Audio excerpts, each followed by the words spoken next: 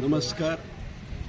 मी प्रथम स्वतःहून मतदान केलेलं आहे आणि संपूर्ण मतदाराला या निमित्तानं आव्हान करतोय की लवकरात लवकर आपण घराच्या बाहेर पडून या राष्ट्रीय कामामध्ये आपल्याला जो हक्क दिलेला आहे मतदानाचा, तो मतदानाचा हक्क बजावून आपल्या पुढील कामास सुरुवात करावी. म्हणून सर्वांनाच आवाहन करतो की आपण सर्वांनी मतदान करावे.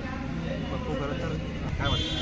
मला असं वाटतं की नागरिकाला लोकसभा मतदारसंघाचा लोकसभा सदस्य हा उपरा स्थानिक सर्वच उपरी आहेत, परंतु स्थानिक नागरिकाला ह्या सर्व गोष्टी कळत असतात.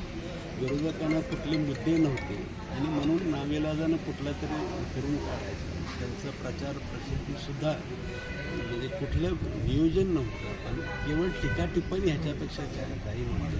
उलट आम्ही एक विकसित भारत 2045 भारत कसा असावा याच्यावरती आम्ही प्रचार केलेला आहे.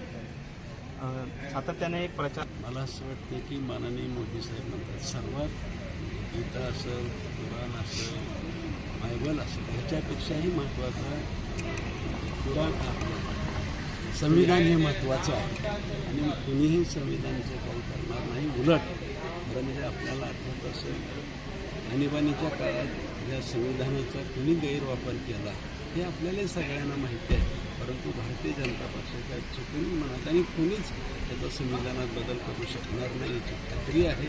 आणि केवळ अपप्रचार करून सामान्य नागरिकांची मनं विचलित करणं हे विरोधी पक्षाचं सध्याचं धोरण दिसतं. थँक्यू.